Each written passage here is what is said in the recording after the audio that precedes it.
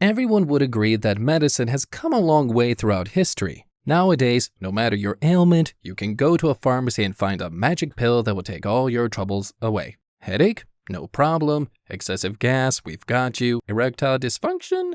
Me too, brother. But things took a while to get to this point. Back in the day, in many ancient civilizations, and even in the early days of the US, discovering medicines was a matter of trial and error, and there was a lot of error. A lot of error. Here are 8 bizarre and downright terrifying cures to diseases that will make you think twice before you complain about that nasty cough syrup. Number 1. Chloroform, the handy-dandy knockout juice beloved by serial killers and stalkers alike, was originally used as an anesthetic for surgical procedures. It gained massive popularity in the US after it was administered to Queen Victoria to reduce her pain during childbirth.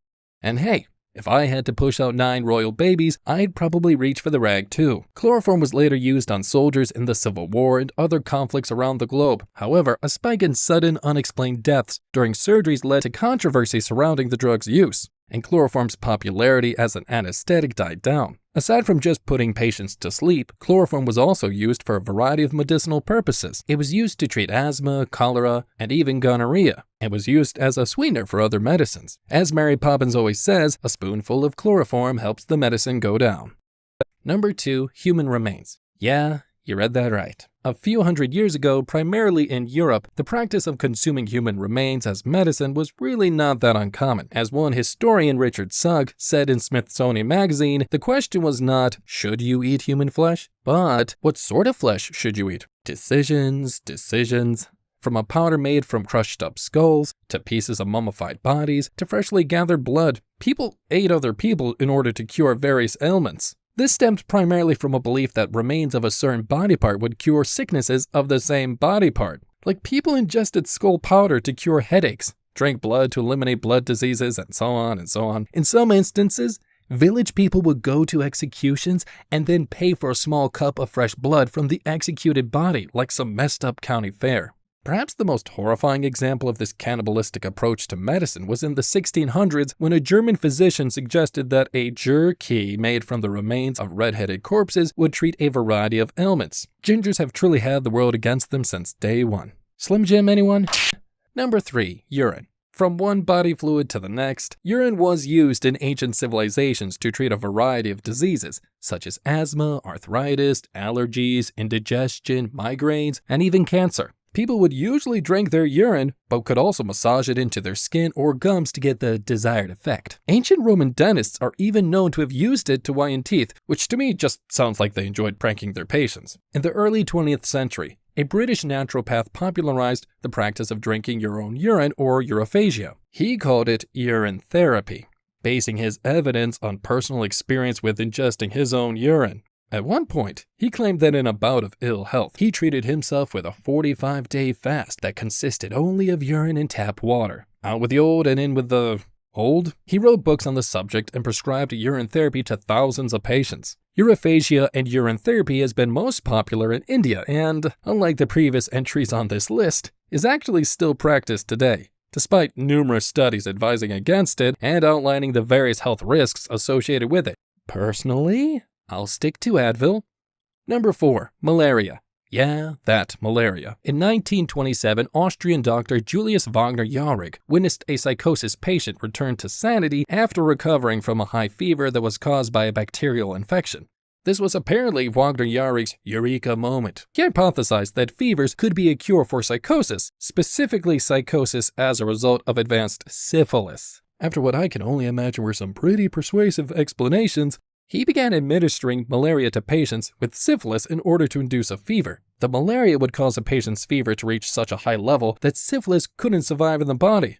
The syphilis would die, and then the patient would be treated for the malaria itself, usually with quinine. Now, Wagner-Jauregg was not entirely wrong, as he did have a success rate of about 25% using this procedure. The other 75% of the time, either the procedure was ineffective or the patient died from the malaria itself. Like, this seems like a classic case of fighting fire with fire, and look, if it was me, I would want to get rid of my syphilis just as much as the next guy, but I would probably draw the line at knowingly giving myself one of the world's most devastating infections.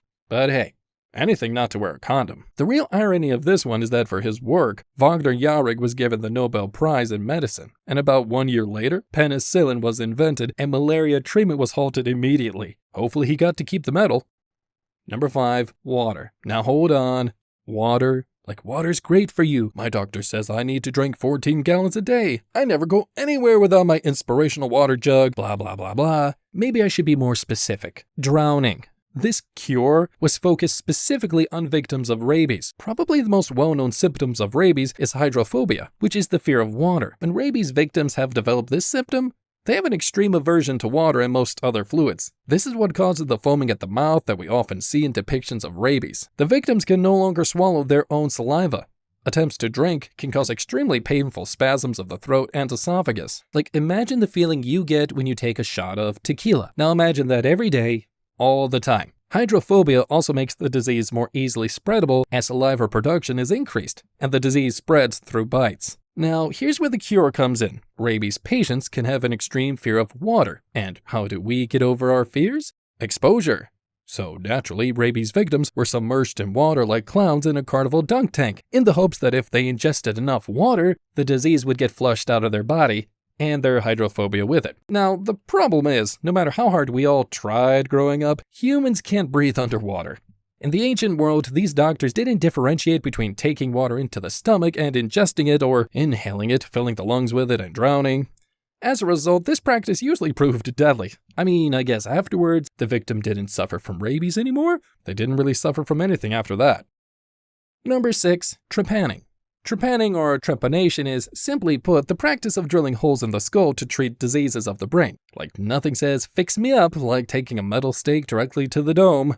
This particular procedure has been around for thousands of years and spans multiple cultures all over the world. There's evidence of trepanation happening as long as 10,000 years ago, and it is widely seen as one of the oldest surgical procedures of which there is concrete archaeological evidence. Like, in the early days, trepanation was largely used in religious rituals, as people behaving irrationally were often thought to be occupied by evil spirits. And these people would, of course, argue that they were just having a rough week. Maybe they were laid off from the temple building crew, or maybe they had spilled wine on their finest loincloth. Their complaints would fall on deaf ears, though, and the local surgeon would show up and whip out his trusty drill, a quick hole in the head, and voila! The evil spirits would fly away into the night. Trepanation was also used in hopes to cure mental disorders. Usually the bone was taken off of the skull and would be kept and worn as a charm to ward off the presence of further evil spirits. To me, that is maybe the most metal thing I've ever heard. I'd wear a chunk of my own head to keep me from getting possessed any day. Now, trepanation is technically still in use and is a very practical way to treat brain injuries. Like, many times surgeons have to open up the skull to relieve pressure from swelling or bleeding in the brain. And this can be a life-saving procedure to those who have just suffered a traumatic brain injury. That being said, in the modern sense, trepanation is done with incredible precision, not to mention the benefit of anesthesia. In the early days, though, I can see this one being a little bit uncomfortable. Moving on to number 7, heroin. I mean, I guess we have to figure out how dangerous substances are somehow. Heroin was developed in the late 19th century in Germany by the pharmaceutical company Bayer as a suppressant for coughs and other respiratory illnesses. It was originally billed as, get this, a non-addictive alternative to morphine. Now, I want to take a second to dissect the irony of that statement. First of all, claiming that something is less addictive than morphine is like claiming that your cooking tastes better than a pile of hot garbage. It's a low bar to reach. And then, on top of that, Bayer was flat out wrong. Over time, after it was commercially available and used as cough medicine for years, doctors began to see how easy it was for people to get addicted to and abuse heroin. Like, the medical community quickly took note of the dangers, and by the early 20th century, its use as medicine was heavily restricted. So, don't do drugs, kids, just take a lozenge. Number 8, red hot irons.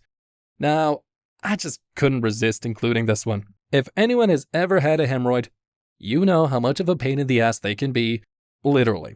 A hemorrhoid is what occurs when the veins or blood vessels in or around the anus become inflamed, swollen, and irritated. Like, they can be internal, presiding just inside the colon, or external, hanging down outside the anus like a bunch of nasty grapes. Hemorrhoids are usually nothing more than a nuisance, making it uncomfortable to sit or use the bathroom. They can be treated with ointments, painkillers, and home remedies, but in the olden days, because why the hell not, treatment for hemorrhoids included shoving a red-hot iron directly into the anus to essentially burn off and cauterize the hemorrhoids to the point where they were no longer hemorrhoids. Sure, because at that point they were third-degree burns. Either way, I can't sit. This procedure was popularized by Hippocrates, known as the founding father of medicine.